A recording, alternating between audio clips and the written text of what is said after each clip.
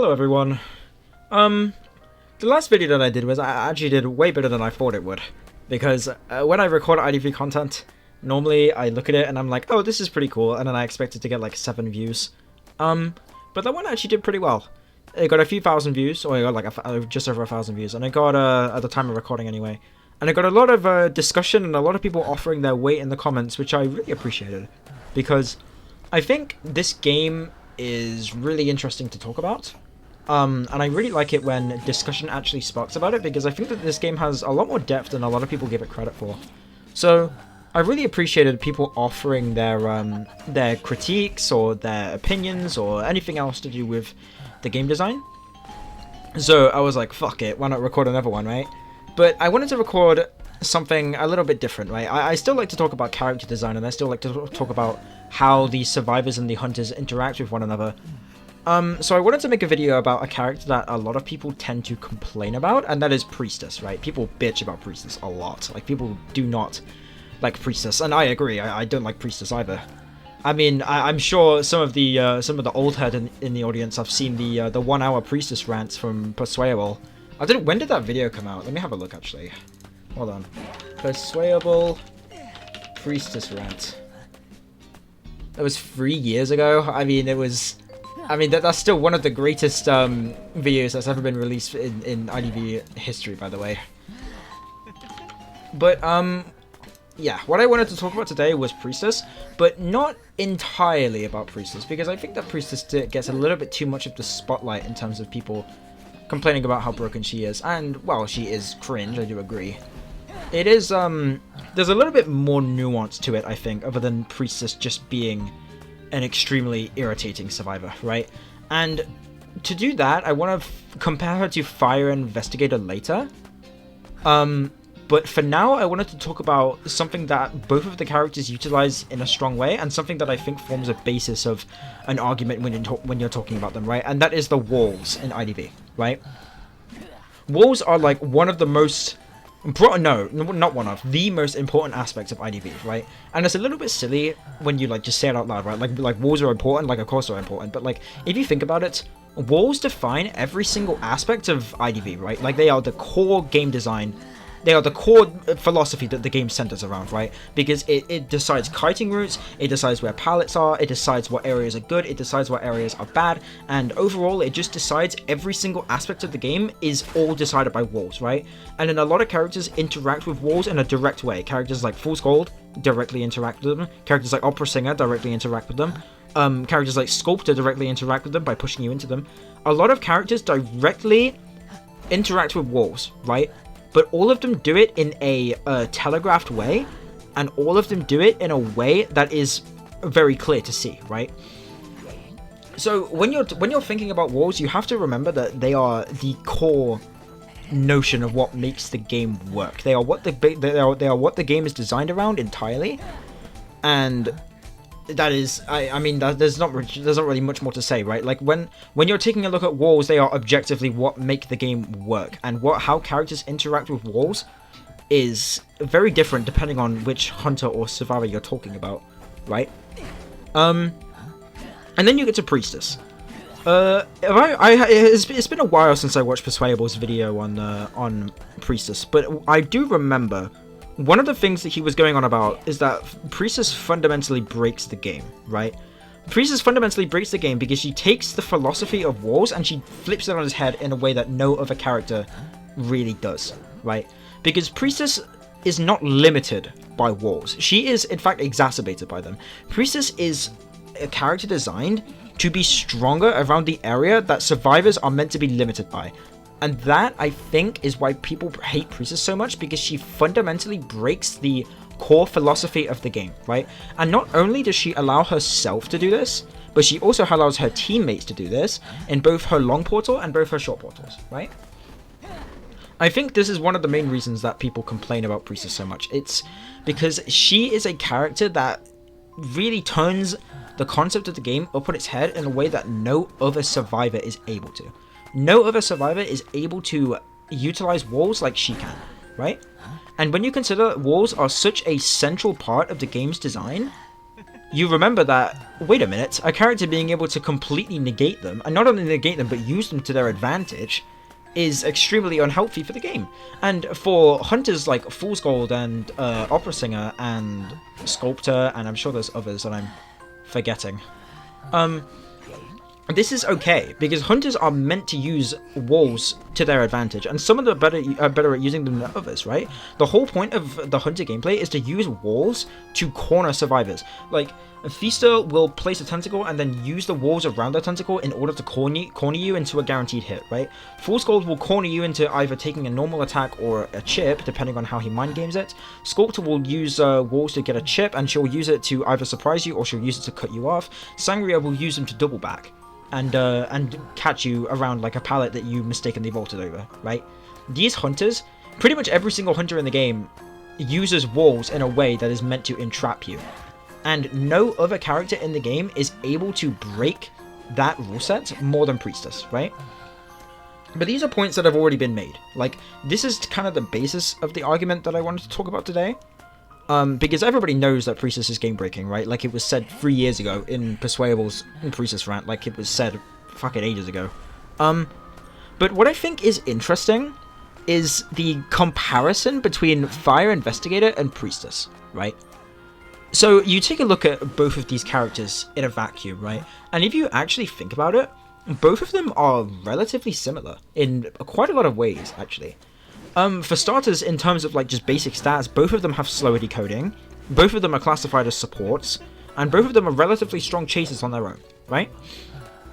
And then you delve a little bit deeper into it, and you realize, wait a minute, these characters are extremely similar. Like, both of them use their ability in order to get distance, either for themselves or for their allies, in a way that the hunter cannot, replicate, right?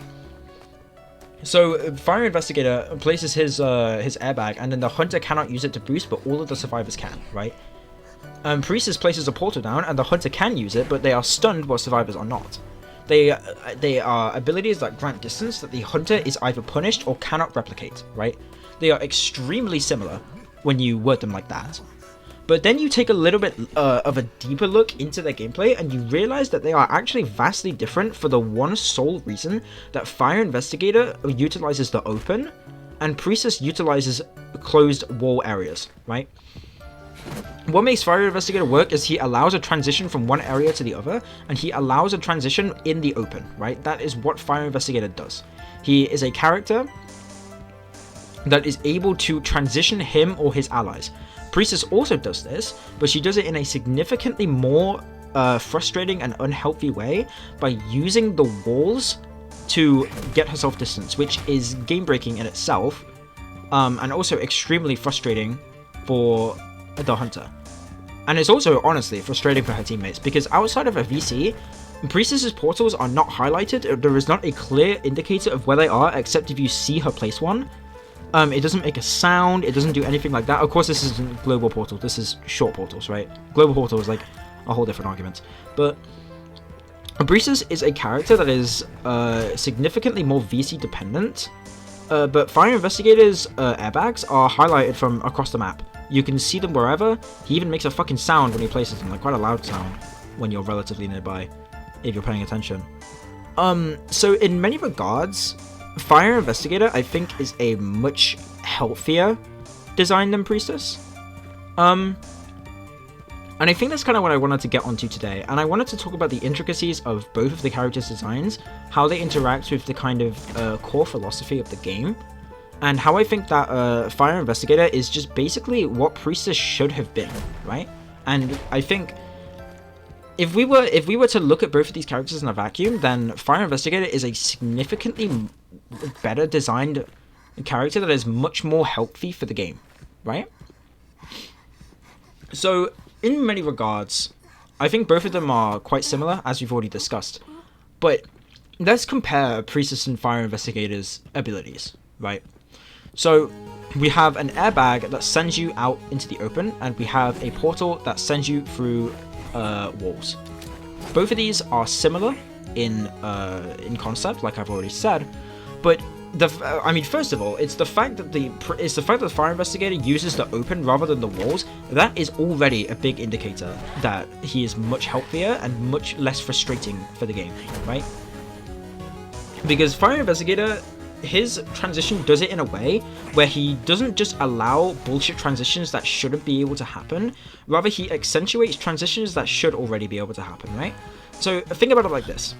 Priestess is trapped in a corner of say Leo's memory factory, right? So she's trapped in the corner and she's like, oh shit, the hunter is near me, I can't get to the window in time, what am I gonna do? She runs to the wall and she portals. No other survivor is able to replicate that, except for like if you like fucking block the hit with like a Searal or something, but no other survivor is able to get out of that situation. None of them. And also, she does it in a way that is unintuitive for the overall game design. Because walls are designed to trap you. Walls are designed to either trap you or help you, depending on how you utilize them. And utilizing your environment is like the key design that makes IDV work, right? When Priestess is able to bypass that environment, not only does it feel frustrating, but it also feels unintuitive and it feels literally just not good to play against, right? It's unhealthy design. It's not good game design to be able to get out of situations like that. And like, yes, you should expect a Priestess to do it, but at the same time, it's the way that she interacts with the environment that is unhealthy and is not good game design, I would definitely argue. Meanwhile, Fire Investigator, imagine you throw down a pallet. Okay, imagine you're on, say, Arms Factory, right? And you're in middle and you want to get to the factory in the corner. You throw down the pallet that's at the side of middle, the hunter breaks the pallet, and then you run over to the little section at the bottom of the middle ruins, and then you're in that area with the pallets again, right? And you are able to throw down a pallet, make the hunter break it again, and then use an airbag to transition over. Other survivors would not be able to do that except for like a forward or like some other like character who can like transition on their own, right? But a lot of these characters, Fire Investigator is accentuating what survivors can already do, right? Any survivor could just walk over there and could just transition. Maybe they take a hit, maybe they wouldn't, right? But it's the way that he throws down an airbag and he dashes over. It's the way that you are normally able to do it. It's just he is able to do it better, right? This sounds simple in concept, right? You don't really think about it, like, oh, of course you can walk from mid to factory, like every survivor can do that. But then you realize, wait a minute, he's just doing it in a better way than other survivors can, and that's his niche, that's what he does as a survivor. And not only is it something that other survivors can do, and something that he can do better, he also allows his teammates to do it better.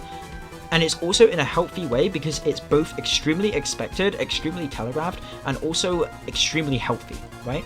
Because instead of doing it in a way that Priestess can, because Priestess does it in a way that no other survivor can replicate, only Priestess can fill that niche, and it's inherently unhealthy design because it ruins the carefully placed walls that make the map work, right? But Fire Investigator doesn't break the map, instead he utilizes it. And I think that's kind of the core difference between the two, right? I think what makes Fire Investigator and Priestess so different is the way that Priestess abuses the map, but Fire Investigator utilizes it, right? Fire Investigator can target areas of the map and use it better than other survivors can. Priestess can go to areas of the map that only she can use, and she can abuse the map and break it. Those are the differences between the two survivors. And I think that's why Fire Investigator, in my opinion, is one of, if not the best designed survivors in the game. There are other survivors who do a good job of utilizing the map, right, instead of breaking it. Because Fire Investigator doesn't like attack the core idea of the game, right? Because if we go back to this idea of walls right at the start of the video, the core identity of Identity 5 is where the walls are placed and how the map is designed, right? And I think it's very important, especially for a game like this, and even compared to games like Dead by Daylight, I think the map design is much more important than in a game like Dead by Daylight because of the pallet placements, because there's so many pallets in this game, and there's so many little areas that you can like fuck around with.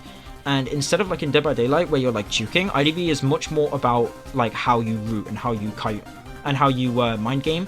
and how overall you're actually rooting for your kite, rather than like tight kiting or like juking in melee range and stuff. Like obviously like it's still important, don't get me wrong, but I think IDV is much more of a root based game. And Fire Investigator in a way complements that as well.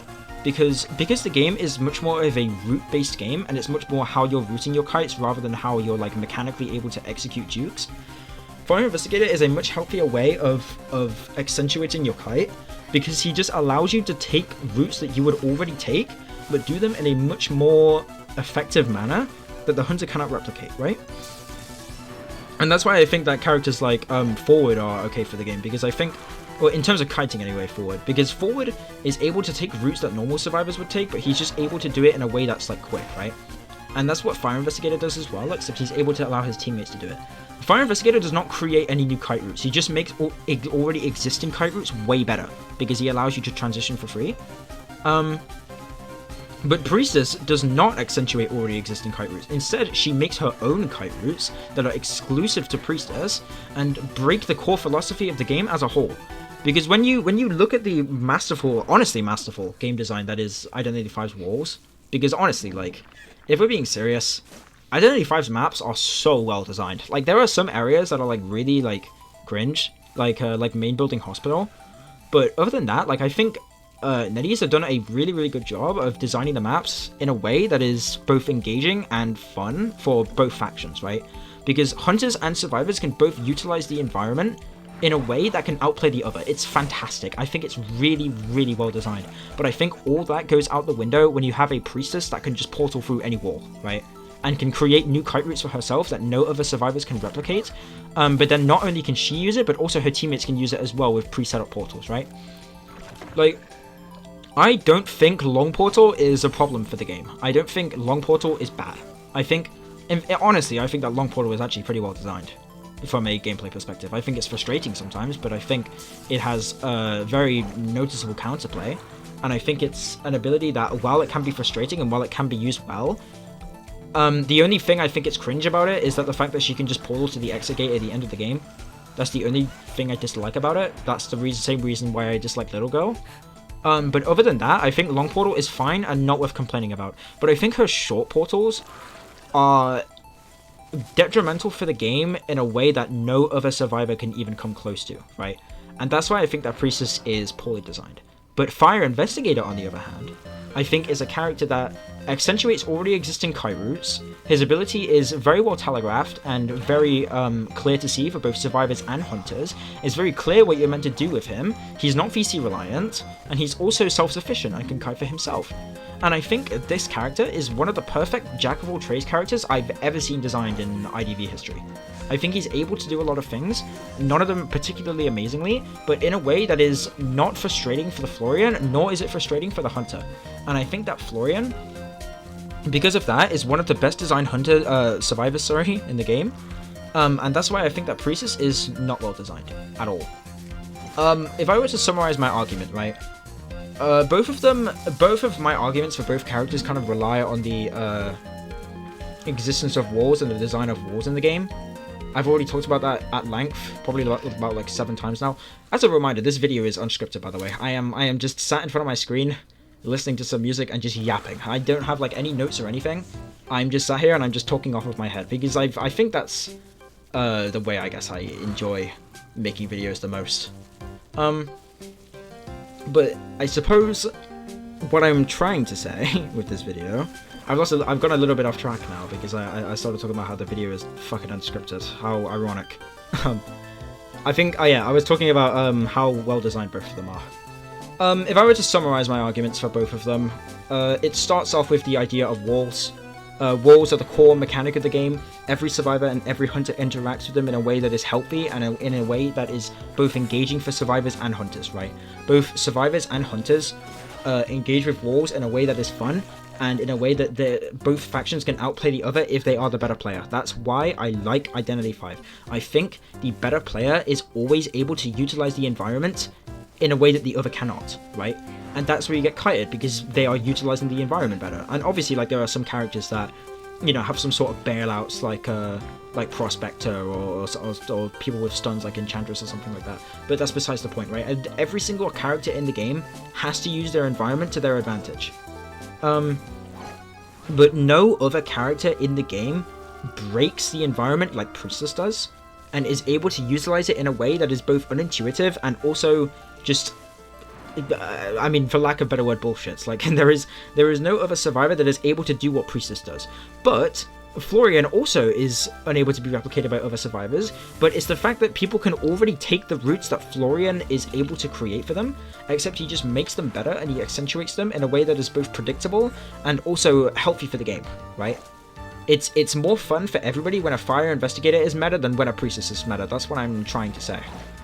So, I mean, obviously, like, Fire Investigator hasn't been meta, but that's not, like, the point I'm trying to make, right? Honestly, I think that Fire Investigator is better than people give him credit for, but that's, like, besides the point of what I'm saying, right?